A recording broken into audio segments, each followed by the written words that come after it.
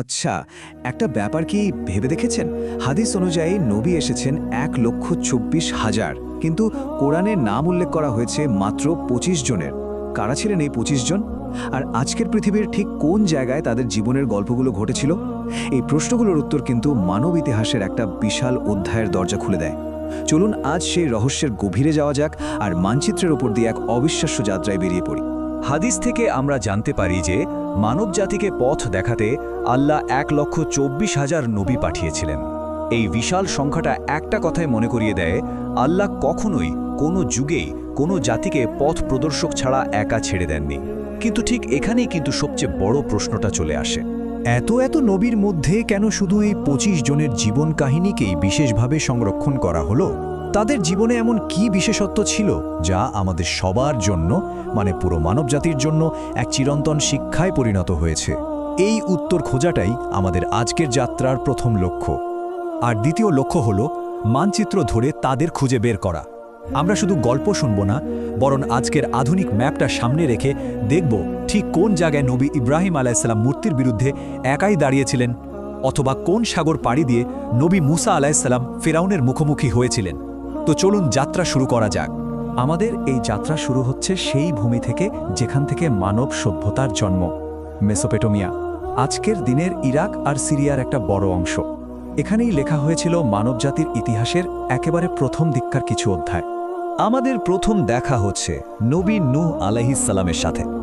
তাকে এমন এক জাতির কাছে পাঠানো হয়েছিল যারা মূর্তি পূজায় এতটাই ডুবে গিয়েছিল যে তারা এক আল্লাহর কথা প্রায় ভুলে গিয়েছিল। বলা যায় একত্ববাদের জন্য মানব ইতিহাসের এটা ছিল প্রথম বড় পরীক্ষাগুলোর একটা। একবার শুধু দৃশ্যটা কল্পনা করুন।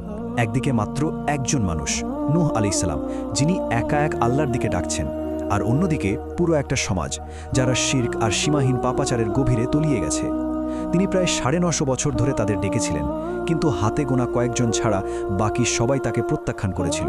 যখন সবকিছু অসম্ভব মনে হতো, যখন মনে হতো যে পুরো পৃথিবীটাই তাদের বিরুদ্ধে, তখন এই নবীদের শক্তির উৎস কী ছিল? ছিল এই বিশ্বাস। এই কথাগুলো শুধু কোনো সাধারণ আশার বাণী ছিল না, এটাই ছিল তাদের অটল থাকার মূল মন্ত্র, আল্লাহর ওপর এক অবিচল আস্থা। এবার আমরা এমন একজনের সাথে পরিচিত হব যিনি একাই একটা গোটা সমাজের বিশ্বাসের ভিত্তিকে নাড়িয়ে দিয়েছিলেন, নবী ইব্রাহিম আলাইহিসসালাম।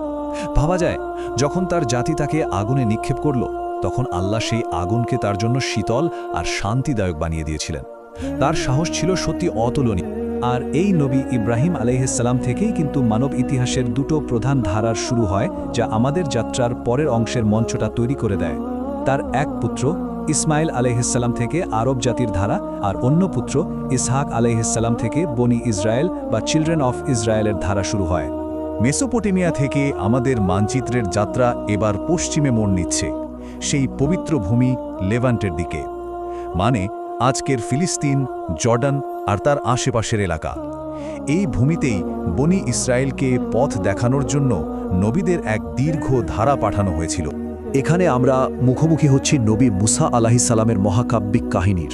তিনি এসেছিলেন তার জাতি বনি ইসরায়েলকে মিশরের ফেরাউনের দাসত্ব থেকে মুক্ত করতে।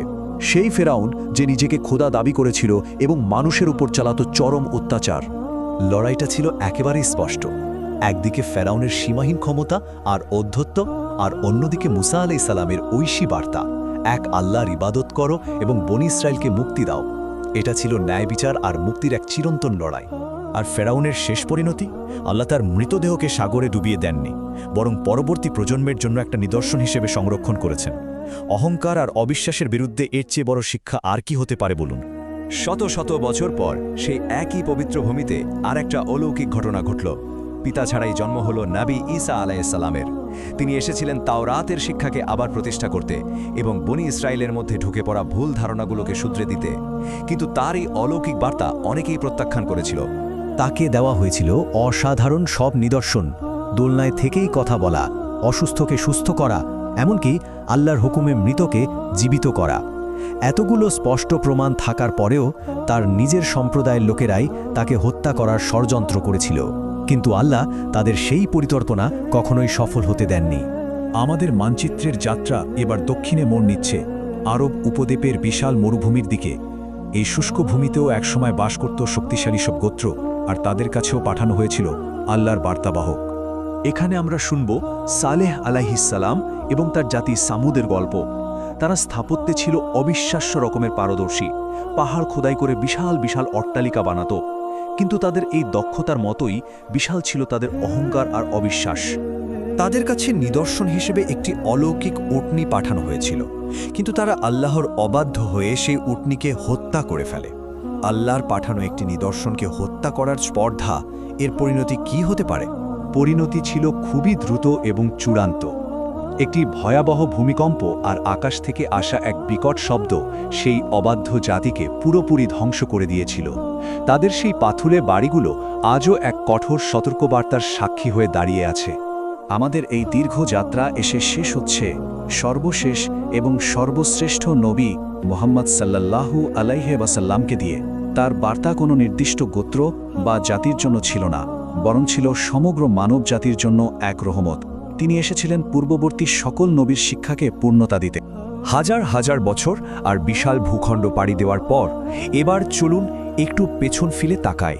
এই সমস্ত কাহিনীর মধ্যে আসল সংযোগটা কোথায়? কোন মূল বিষয়টা এদের সবাইকে একটা সুতোয় বেঁধে রেখেছে? একটা চক্র কিন্তু বারবার ঘুরে এসেছে। একটা সমাজ পথ ভুলে যায়, আল্লাহ একজন নবীকে পাঠান তাদের সতর্ক করতে। সেই সমাজের বেশিরভাগ মানুষ সেই সতর্কবাণী প্রত্যাখ্যান করে এবং সবশেষে তাদের উপর নেমে আসে এক ঐশী পরিণতি। ইতিহাস আমাদের এটাই বারবার দেখায়। মেসোপটেমিয়া থেকে লেভ্যান্ট আর লেভ্যান্ট থেকে আরবের মরুভূমি, স্থান আর সময় যতই ভিন্ন হোক না কেন, বার্তাটা কিন্তু ছিল একটাই। প্রত্যেক নবীর মিশনের সারমর্ম ছিল তাওহীদ, অর্থাৎ এক ও অদ্বিতীয় আল্লাহর ইবাদত করা, যার কোনো শরিক নেই। তাই আমরা কোনো উত্তর দিয়ে শেষ করছি না, বরং একটা গভীর প্রশ্ন রেখে যাচ্ছি। হাজার হাজার বছর ধরে যুগে যুগে একই ভুলের জন্য মানবজাতিকে বারবার সতর্ক করা হয়েছে। প্রশ্ন হলো, এই নবীদের জীবন থেকে পাওয়া সেই চিরন্তন শিক্ষাগুলো কি আমরা